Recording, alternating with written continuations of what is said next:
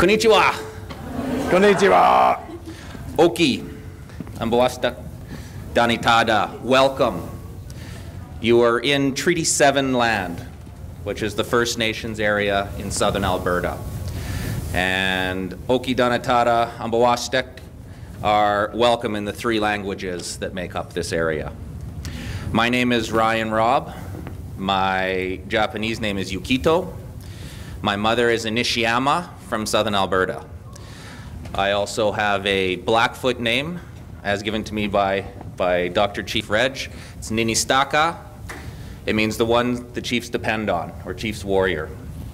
I had the opportunity and pleasure for the last 12 years to be the CEO of an organization called Treaty 7 Management Corp., which is the aggregate group that works with all of the nations in southern Alberta. Through this time, I got to spend a very valuable time with someone who became a mentor and a sensei to me, Chief Reg Crowshoe. I will read his bio very quickly, but from the personal bio, we had many long-hour discussions on Buddhism, as I understood it from my mother and growing up in Raymond, Alberta, as well as Chief's traditional knowledge, and we found very similar ideas, much more similarities than perhaps either one has to normal Judeo-Christian that we see in this part of the world. So I'm honored to have the opportunity to introduce one of my mentors and a sensei to me today. And with that, quickly, I will read his bio. Thank you. So Dr. Reg Crowshoe is a well-known Piikani Blackfoot elder, a spiritualist, a ceremonialist, teacher, and former chief of the Piikani Nation in southern Alberta. He has pioneered and initiated cross-cultural programs for organizations and institutions across Western Canada, including the executive director of the Old Man River Cultural Centre in Alberta, and director-developer of the Cultural Interpretive Program for the Head Smashed In Buffalo Jump, which is a World Heritage UNESCO site. He earned an honorary doctorate in law from the University of Calgary, and he conducts cultural programs and workshops and teaches First Nations First Nations perspective on holistic science at the Faculty of Indigenous Studies at the University of Calgary. So thank you, and please welcome Dr. Reg Crowshoe. Hey, thank you. Hey, now we get to go. Konnichiwa. Konnichiwa. Okay. Okay. My language is Blackfoot. And I come from the Blackfoot territory in southern Alberta. So I'm going to greet you in our language and our ways. Our ways are oral culture, and stories and songs are so important. You going to interpret that? Oh, certainly. はい。はい。一度ブラックフットという先住民の種類、地方によっていろんなね名前がありますけれども、クローシュ先生はブラックフット、それが南アルバータの地域の一番多くの先住民の集まりなんですけれども、やっぱりね、自分のカルチャーっていうか、自分の歴史とか生き方の中にあまり書き方はしない。ただ話で無理せ知恵とかね次の世代に伝えることになってしまいます。そう一度問題点はあるよ、トピックはある、発祥度なんですけれども、やっぱりねいろんな話を周りを話しながらその問題が現れてくるだと思います。Okay? Thank you very, very much, sir. Okay. Tik taksi taken Christi kuik. Kit khano to tatsima. Ogiragi ta pachinik. Ne pata pios. Ups to Tokyo. Chakum nato itapi. Ya kunaksi machinok today. I just like to say that today I came to share our stories from the Blackfoot people We believe in our way that Creator, whoever created us here in the foothills of the Rocky Mountain. That's where we were created. In our way, when we talk about who we are,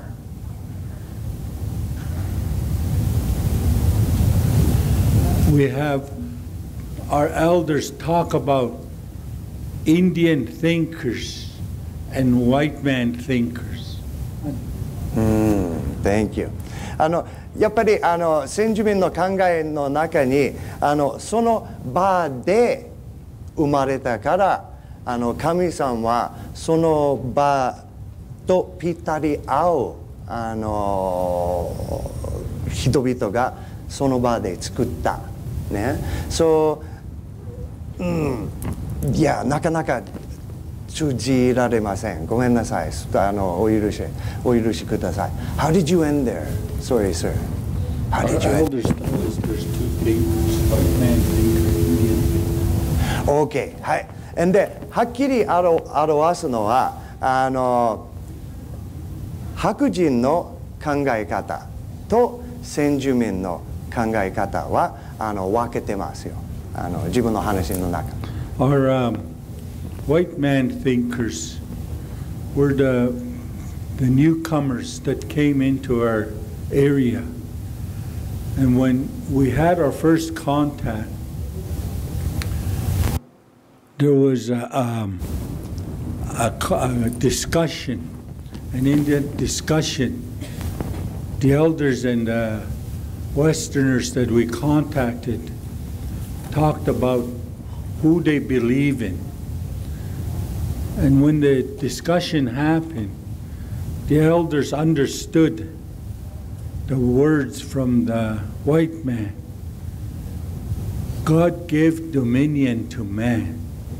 So when God gave dominion to man, man put together all the practices on earth that we need. And it's out of those practices that the white man language, the white man writing, and the white man practice of giving rights and privileges were developed. And then what came out of that practice was the practice of ownership, validation, ownership, what is real, authorities. Those all came in written documents that the white man had. Okay. Thank you. 白人さんは失礼と思われるかもしれませんけれども、やっぱり歴史の中に先住民はこっちで生まれた。その後に西洋社会の人々が来ていろんなrules というかねいろんな法律とかを作りました。やっぱり一番違いなのは人間は中心。それが西洋の考え方が強いです。でそれから私たち人間は偉い。他のものは2番目か3番目というはっきり分かれた段階がありました。で先住民との社会と合ってればやっぱり勘違いというか理解とかもだいぶミスというか間違いもありました。で一番腹立つのは物を持つ、ね、それは合理的な考えとしては当たり前じゃない。だけれどもやっぱり先住民の心の中にこれが自分のもんとかはありえない考えられないところなんです、ね。Now I'll talk about the Indian thinker, H.T. Bhikshim. We believe that a creator put us in the foothills of the Rocky Mountain And He created us all the same. The animals, the people, the water, the wind, the stars, all Creator's creation were all equal when He created us. So our thought, our worldview tells us we think from a concept of equality, equal with everybody.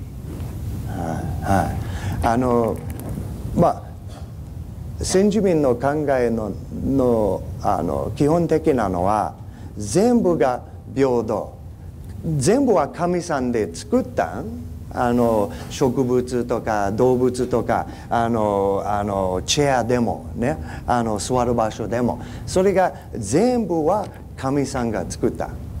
神さんが作ったならば全部が平等。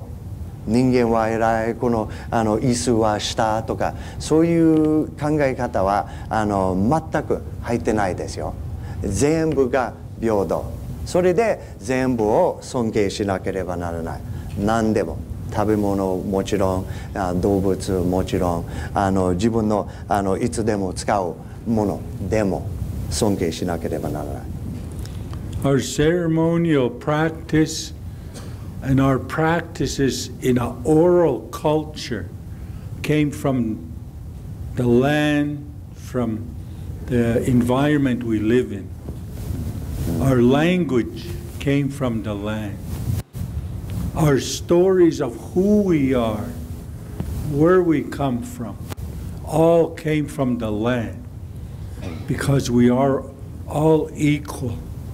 So our stories, languages, and songs that are a part of our practices are so important. So when we have our ceremonies, if we needed a buffalo to eat, we have our ceremonies that tie us to the buffalo. The buffalo has to give us. The buffalo has to say, yes, you can kill a buffalo so you can eat. If we see a root, a plant, the plant, we ask him to help, to heal us. The plant has to give us, through the ceremony, the pity and say, yes, I will heal you. So we believe all creation has a story, a song, and when you get that song through a ceremony, that song is your physical documentation for that right and privilege that was given to you. That was our environment. That's where we believe we came from and where we were created. The land, the animals.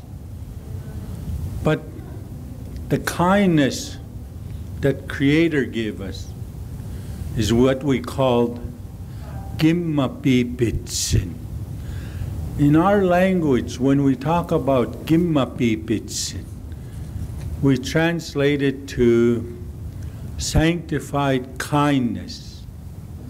That kindness in the ceremony is what powers up the ceremony to give rights and privilege to whatever you need in life. And we in turn give sanctified kindness to all creations, other people, other animals, the stars, the wind, the universe, the space, all that was created. We all share what we call sanctified kindness. When we have our ceremony, when we sing the buffalo song to get the right to hunt buffalo, that song was given to you in a sanctified kindness from the buffalo. So that song we have to share with all our people. If we kill a buffalo, we use every part of that buffalo and we share with all our relatives and people. When we look at the Blackfoot people, that's why we believe we come from this land. We have our beliefs and we have our oneness to the land that we would call sanctified kindness. But it's that sanctified kindness that we use to meet other people and to meet all our challenges in life. Our challenges in life are oral challenges. When we work with government, when we work with industry, when we work with academia, when we work with the church, they come from a written culture. But we come from an oral culture with sanctified kindness to be able to live together and live a good life. In our creation stories, we have what we call spumitapi, the upper people that live in a sacred space. And one of the birds that ever flew that high to the sacred space was the crow. The crow was a white bird. But when he flew to Creator's Lodge and he flew in from the top, the smoke turned him black and he turned his eyes red. But the power that saved him was the sanctified kindness of the crow song that he owns. He brought that back. That's where we believe all creation has songs.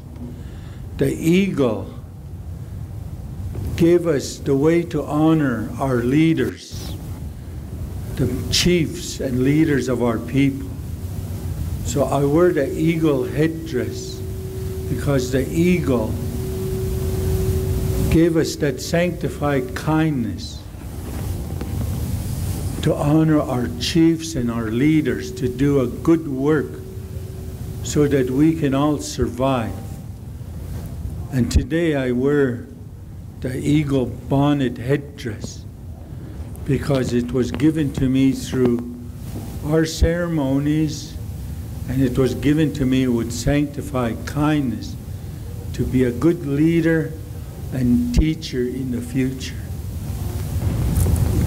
So today, I just wanted to tell you a bit about who we are, our language, our practice, our belief systems, and what we believe we recognize as a oneness, and it's that sanctified kindness. We are free to ask questions, I guess, and at any time. And the idea is, oneness, like this. You're going to make me put on my chief's hat.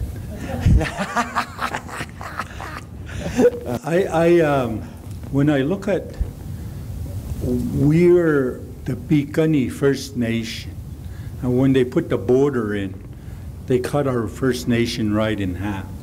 So half of our Piikani First Nation are from Montana, and we've always been visiting because our relatives were moved across. But in Montana or in the United States, the First Nations had a hard time with their first contact and contact with the newcomers coming in. They didn't understand. They didn't understand written practice or written legislation. So the discussions that happened, the ones that used written legislation didn't understand the oral legislation also. So there was a hard time where they were clashing. But they had just as hard a time as the black people in the United States. And things are starting to change. We have our people in the United States coming through that misunderstanding, and the treatment was hard. Whatever happens, our people would usually say, whatever happened in the United States, it takes about 10 years, then it happens to us. In Canada, with the Canadian government, they were more tied to the apartheid system, same as what happened in South Africa. So with that apartheid system that was adopted, those were principles used on our First Nation people. So we had to live with concepts of reservations. If we're going to leave the reservation, we needed a permit, when we were going and when we're coming back, a list of our families, because they'll be the first ones to go to jail. Education was offered or given to us at the reservation level. And if you're going to pass grade 8, you got to give up your status as an Indian and become a Canadian to go on to grade 9. So there was many restrictions that we had on the reservation. Even when we talk about governance, they don't allow us to use our traditional forms of governance, our songs and our headdress in the first part of the century. They cut that out. But then, just lately, after we've had some agreements with what we called, the Prime Minister had a white paper to do away with treaties and First Nation. And then one of our leaders, Harold Cardinal, put together a red paper. And since those two documents were developed, what evolved from there was to allow us to have our language, our culture, our self-government, and our people are starting to practice that.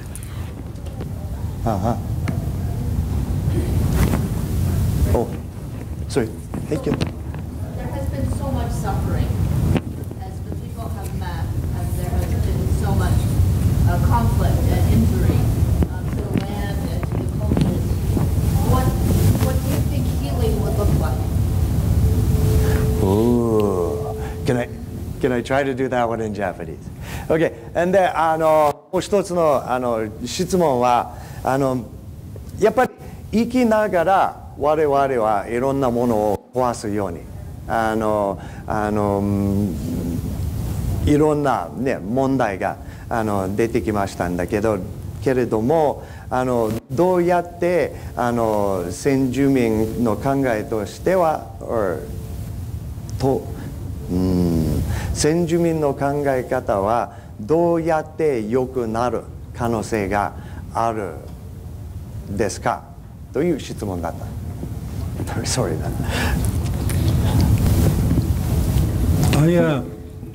I had a chance to work with a lot of the elders across Canada,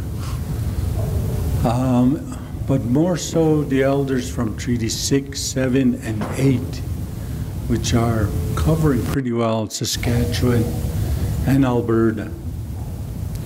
And as I talk to the elders, they know how much has happened, how much hurt has happened, and all the violence that has been happening.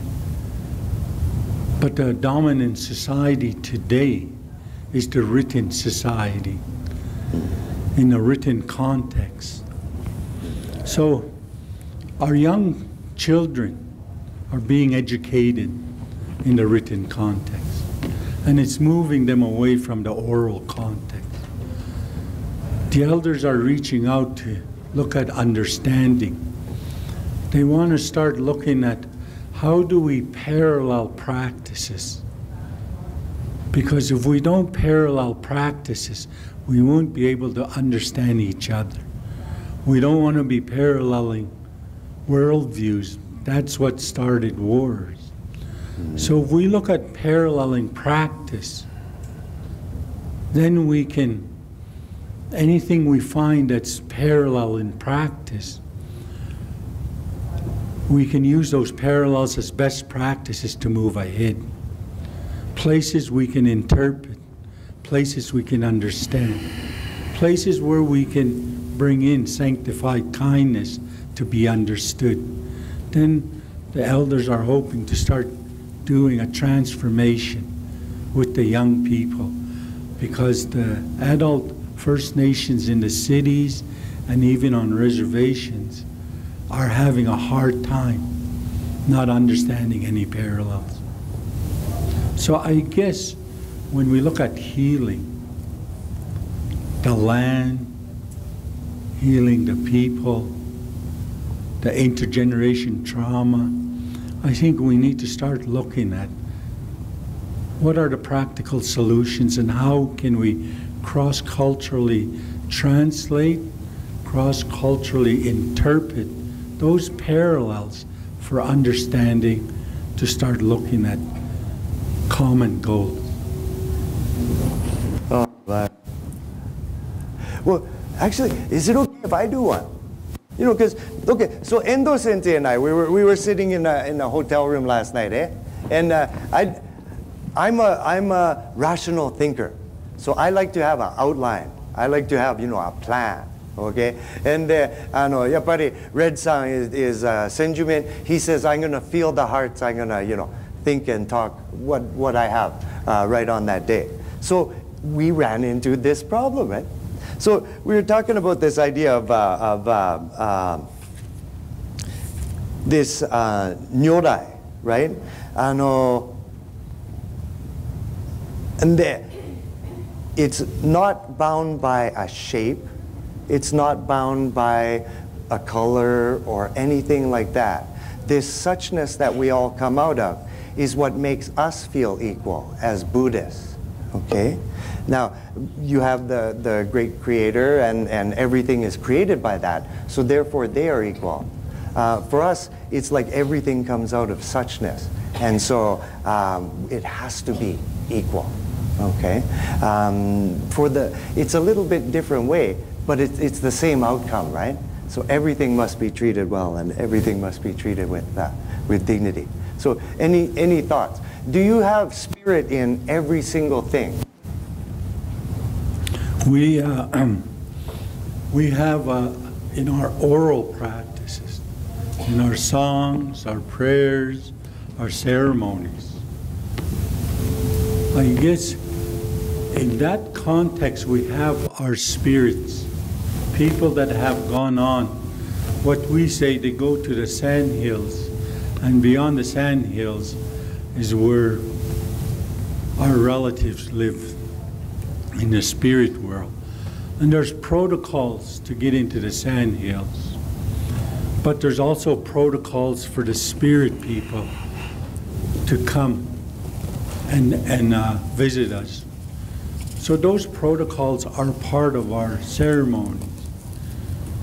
When we talk about having a heavy heart, having a hard time, we ask the sage to purify us, the sage plant to purify us. And whatever he takes off you, that is on, whether it's death, sickness, hard time, we put it back in the ground for Creator. That way, we're more visible to the spirit world. And the old people would say, if you look in the nighttime, you look in the sky, there's bright stars, and there's stars that you can barely see. And the old people would say that's how the spirit world views us. There's some stars that need to be purified because they're carrying a heaviness, and they have to be taught how to purify. Because when you call your relatives in the spirit world, they come and help you. They come and help you whatever we need. They're always there. So when a person moves on to spirit world, it's a start of a new life that we look at. Folks, I just want to say, when we talk about spirituality, we talk about, if all of you sitting in here, if you can think about a person, animal, plant, or thing that made an influence in your life, if you think about that one thing, and once you've thought of it, in our way, we've just doubled the people in this room, the creations in this room. And that's how we look at also the sanctified kindness and oneness. Thank you. I just also want to say, when I'll tell you a story of my experience growing up. I grew up on the Pikani Reservation, First Nation Reserve. And I was raised by my parents, my grandparents, my aunts and uncles. That's who started raising me. And in our oral culture, our first grade you go to school in is called the Little Birds. When you learn everything you need to learn in Little Birds, then you're given the Little Bird song as your report card. Then you move into the next grade level. They're called the Chickadees. And the Chickadees, once you learn all that, then you get the Chickadee song. So the songs are our physical documentation for the grades we passed. When I was in the Little Birds, I was taught how to count with the bugs, the leaves, the stars. Those were my symbols for numbers. And in our language and in our oral ways, our formulas were Chani Chim Iestapoix, Chani Chim Iskutoix. Those are our plus, minus, and equals. So I can be given numbers through our symbols, and I can be given formulas through our language. And I can take on that challenge and give you the right answer. When I was able to do that, even in math, I was given a song for that math to prove that I passed that level. And then one day, my mother got sick. She was sent to the hospital. And all my brothers and sisters, there was 11 of us, we were all taken to the residential school or boarding school. And it was run by the Anglicans. As you see on this photo, the teepee was our classroom. So the floor plan was our classroom. But when we went to a different world of residential school, our classrooms became square. A teacher stood some other place. There was symbols, A, B, C, 1, 2, 3. There was formulas, plus, minus, equal. All that we never understood. It was a whole new world. We were taken from what Creator gave us to live a good life with into another world. If we spoke the language, we were punished. If we sang a song, we were punished more. So when I was in residential school, they gave me a challenge. 2 plus 2 equals what? I didn't know the symbols. I didn't know the language. I caught a bit of it, and I knew what they were asking for. But I gave them the right answer, but I couldn't tell them the formula I used. Because if I tried to sing my math song, I was punished. If I used my language, I was punished. If I called the animals, the stars, and the leaves, I was punished.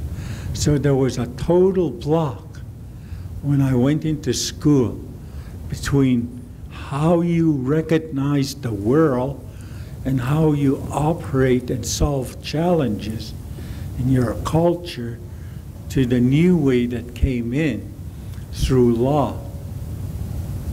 And in the residential schools, if your children weren't taken to the school, the parents were put in jail. So all the kids had to go through residential school. When I work with First Nation communities, a lot of times I work with the industry and government, to work with the chiefs in First Nation. I try to look at how do we look at parallels, cultural parallels, so that I can at least advise leaders on the right way to make decisions. But I also teach at the University of Calgary in the Faculty of Indigenous Studies and Haskayne School of Management.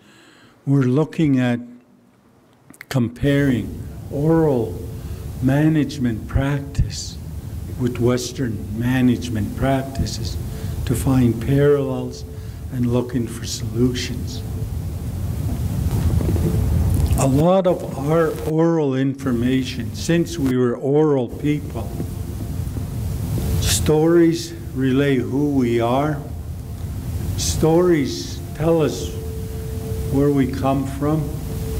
Stories tell us what's coming into our territory. And it's all that oral stories that are so important as communicators in our culture. But through the stories, once we bring the stories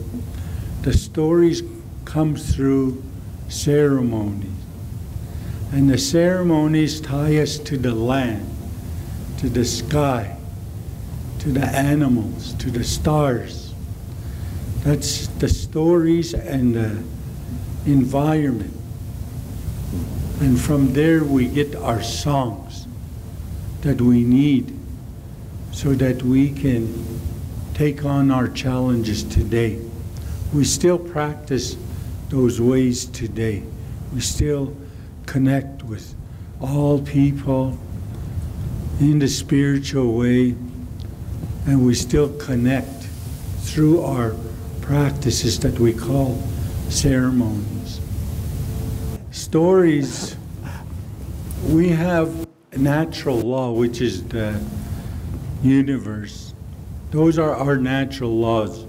Water and sunlight hits a plant, it's gonna grow. That's natural law.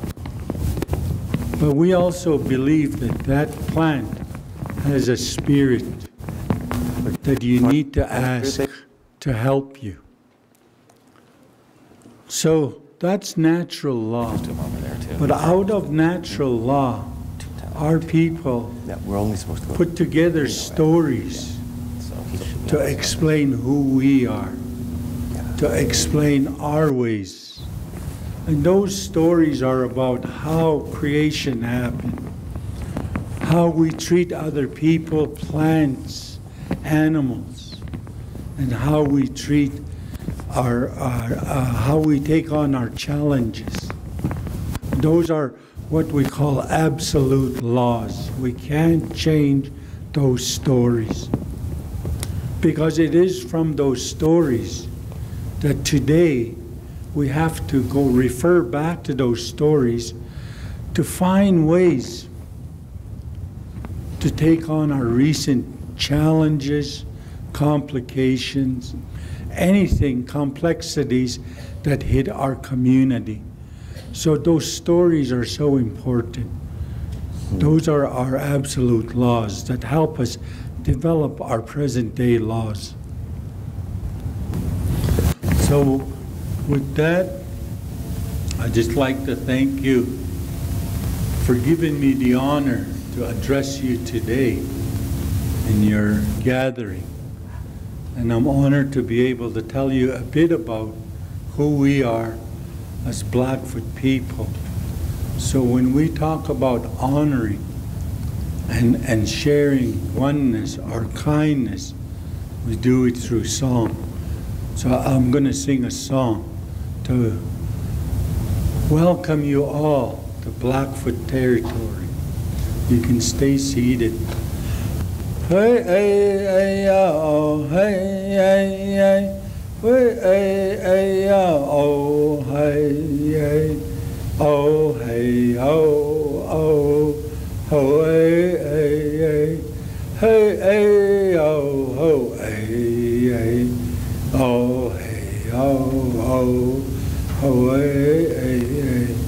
Oh, oh, oh, oh, caps to Tokyo. Hanokan stop by needs to do him sticky to touch me. I don't kiss you quick. Hey, hey, hey, oh, oh, hey, hey, hey. Hey, hey, hey, oh, oh, hey, hey. Oh, hey, oh, oh, oh, hey, hey, hey. Hey, hey, oh, oh, hey, hey. Oh, hey, oh, oh, oh, oh, oh, oh, oh. Thank you.